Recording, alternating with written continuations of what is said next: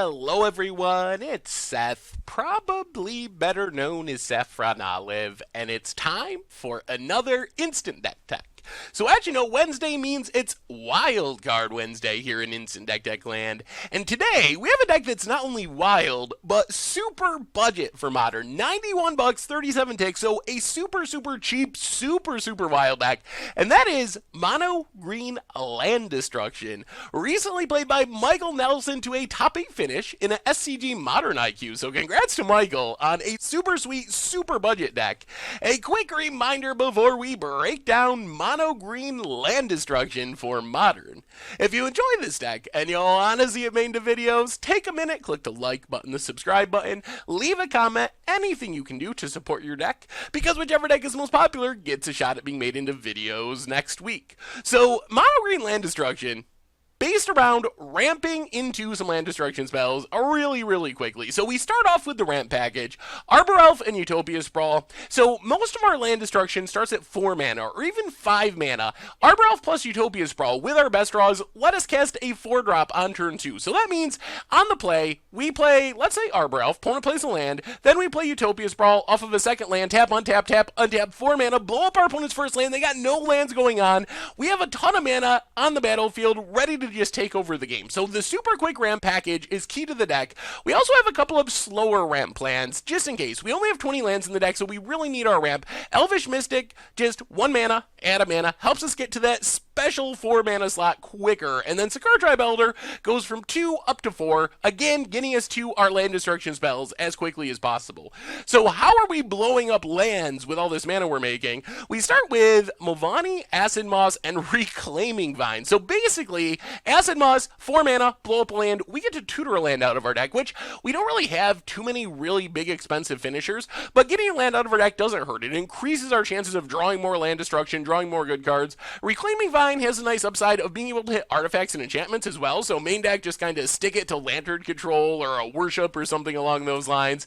Then we have a couple of my favorite cards in the deck, especially Plowunder. So Plowunder, very underrated. It's 5 mana, it doesn't actually destroy lands, instead it puts 2 lands on top of the opponent's library, which in some cases is actually better than destroying lands because your opponent has to spend the next 2 turns drawing useless lands. So it's kind of a combination of like destroying 2 lands and also making your opponent discard 2 cards to some extent because you know they're drawing those lands again. Of course, it gets a little blown out by fetch lands. Your opponent can fetch, then it's just destroy 2 lands for 5 mana, which still isn't bad if your opponent fetches and shuffles away those lands so they draw real cards. Primal Command does it all. It can put a land on top of our opponent's deck or a non-creature permanent, can gain us life against burn, can be graveyard hate against dredge and decks like that, Snapcaster decks, and it can tutor up some creatures. So what creatures are we going to tutor up with our Primal Command? And remember, with Primal Command, you get to choose 2. So it can be destroy a land and tutor up a creature, or gain life and tutor up a creature. So normally that's what we want to do, is choose to do something and also find a creature. So the 2 big creatures we have are Acidic Slime and Eternal Witness, which basically make Primal Command's tutor ability just tutor another land destruction spell. We tutor up Slime, play it the next turn, blow up a land, or maybe the same turn if we have enough mana. Eternal Witness can get back our Plowunder, can get back our Primal Command. That's one of the most powerful things this deck can do, is just basically lock the opponent with Primal Command. If you Primal Command, search up Eternal Witness, play Eternal Witness, get back Primal Command, put another land on top of your opponent's deck, search up another Eternal Witness, get back Primal Command, do it again and again. Do that like 4 times in a row, usually enough to win most games, just by getting a bunch of random Eternal Witnesses on the board, time locking your opponent for a bunch of turns in a row. So very powerful. However, these are not our main finishers. Our main finishers, as silly as it sounds, are Roaring Primadox and another card we'll talk about in a minute. So Roaring Primadox doesn't really see play in Modern, but it's actually super spicy in this deck. At the beginning of our upkeep, we must return a creature we control to its owner's hand. So this is kind of a drawback. If Roaring Primadox is our only creature,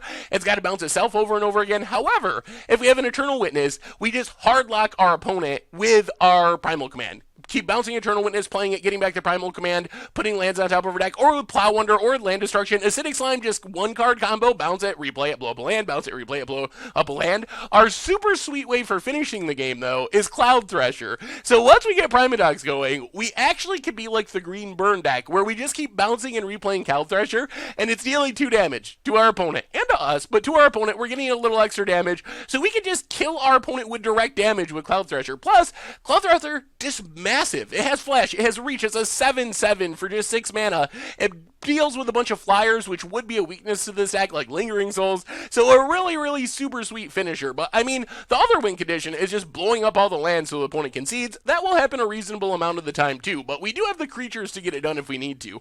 Mana base, 20 forests, pretty straightforward, very budget friendly. As far as the sideboard, we have a bunch of cards just for specific matchups. So Guttural Response to fight through control. Our opponent's going to try to counter our land destruction. We can counter back with Guttural Response. Scavenging Ooze helps against burn and also graveyard decks, Snapcaster decks, dredge decks, anything using the graveyard. Leyline of Vitality is super strange. I'm guessing it's to be like a Soul Sister type effect to gain a life whenever a creature enters the battlefield under our control. I don't think the +0/+1 is relevant, but still an interesting life gain option for a mono green deck. Then we have Nature's Claim to deal with artifacts and enchantments, Creep and Corrosion just to blow up everything. Super good against Lantern, against Affinity, and then Chameleon Colossus. If our opponent's going black, we can just play Chameleon Colossus, pump it a few times. It can be a really, really big threat if our opponent only has black place removal and can't deal with it. And that is mono green land destruction for Modern, and that's our Instant Deck Tech for today. So thank you very much for watching. I hope you enjoyed the video, and I will talk to you soon. Thanks for watching the video. If you enjoyed it, help us out by clicking that like button down below. And to keep up on all the latest and greatest, click that subscribe button. And don't forget to hit that bell icon to get alerts whenever we have new videos. And if you want to, check out some of our other sweet videos here and here.